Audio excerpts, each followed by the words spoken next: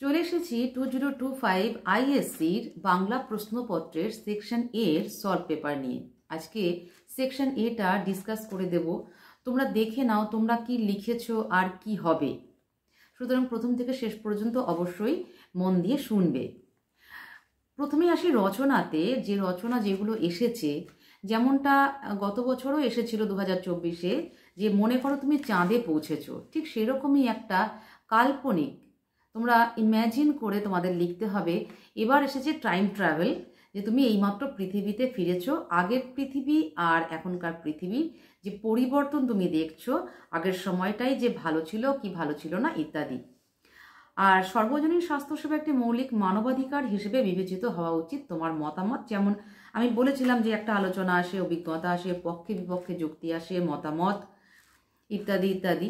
তেমনি দেখো, যেটা আমি বলেছিলাম যে আমাদের জীবনে জনসংখ্যা বৃদ্ধির চেয়ে পরিবেশ দূষণ অনেক বড় সমস্যা।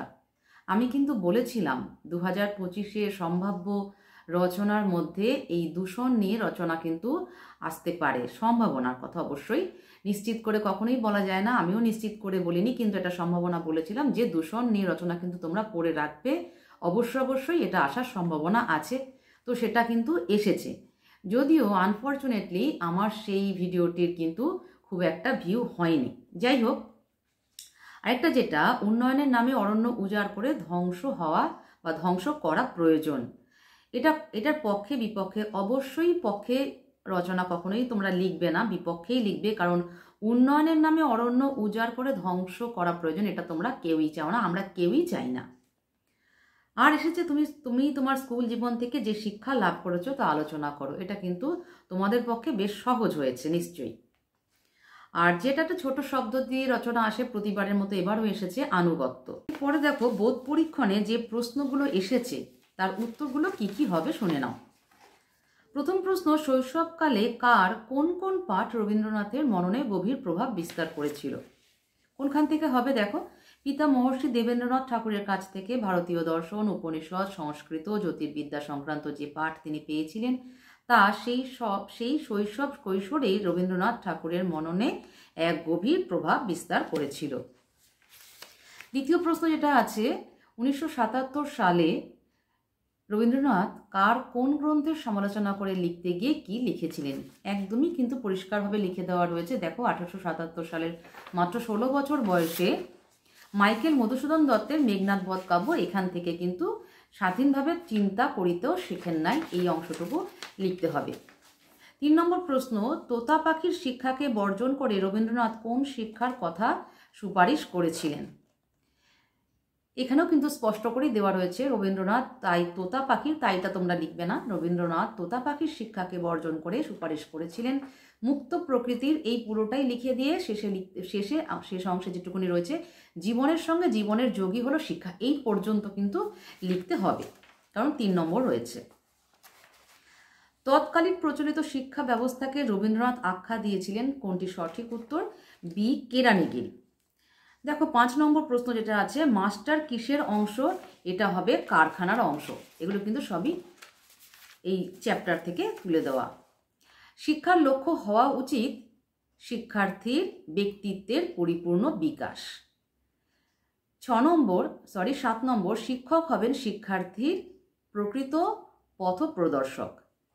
শিক্ষকের কাজ 8 নম্বর প্রশ্ন, শিক্ষকের কাজ হচ্ছে আনন্দের সঙ্গে অন্তরের ভালোবাসা দিয়ে শিক্ষার্থীর জীবন ভরিয়ে তোলা। এবার যেটা 9 নম্বর রয়েছে, উদ্ধৃত রচনাংশটির নামকরণ হতে পারে। দেখো 4টে রয়েছে।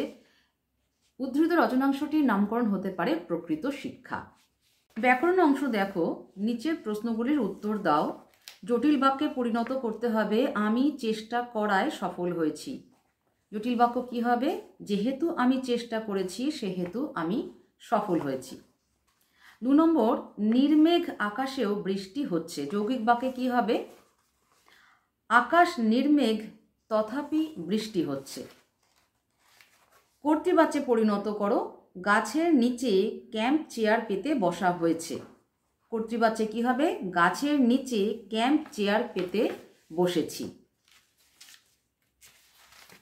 তারপর দেখো সঠিক বানানটি বেছে নাও। সঠিক বানানটি হবে বি, সান্ত্বনা, দন্তের সয়াকা, দন্তের নয়তয়, বফালা, দন্তের নয়াকার, সান্ত্বনা।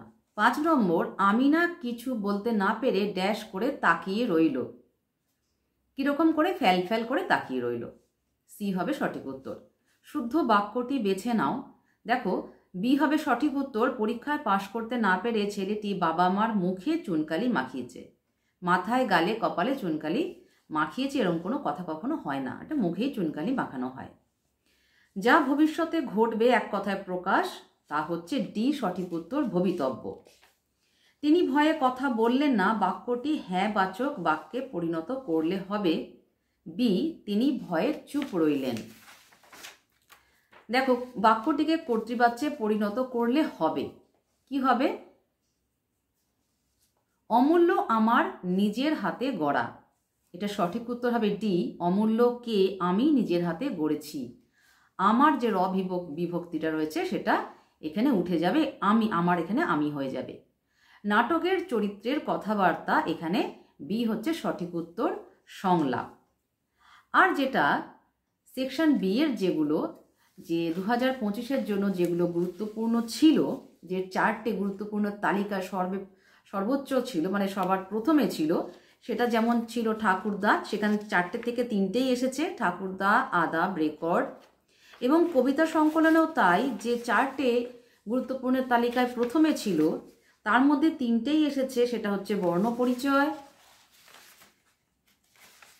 যদি নির্বাসন দাও, নুন। কোনি থেকেও ঠিক তাই, গুরুত্বপূর্ণ তালিকায় ছিল, কিন্তু পর্ব 1 ছিল, পর্ব 14 ছিল, সেগুলো এসেছে। আরেকটি এসেছে তুলনামূলক আলোচনা, যেমন ক্ষিতিশ, হরিচরণ ও প্রণবেন্দু, 3জন সাঁতার প্রশিক্ষকের কথা এই উপন্যাসে আছে। তুমি কাকে তোমার পছন্দের সাঁতার প্রশিক্ষক বলে মনে করো?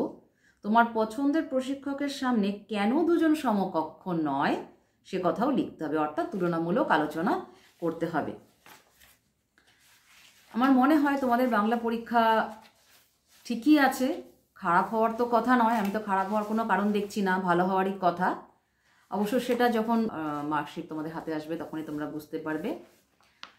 এরপরে যদি তোমাদের এই প্রশ্নপত্র সম্পর্কিত কোনো প্রশ্ন থাকে আমার কাছে, অবশ্যই কমেন্ট বক্সে জানাবে, আমি চেষ্টা করবো আমার সাধ্যমতো উত্তর দিতে।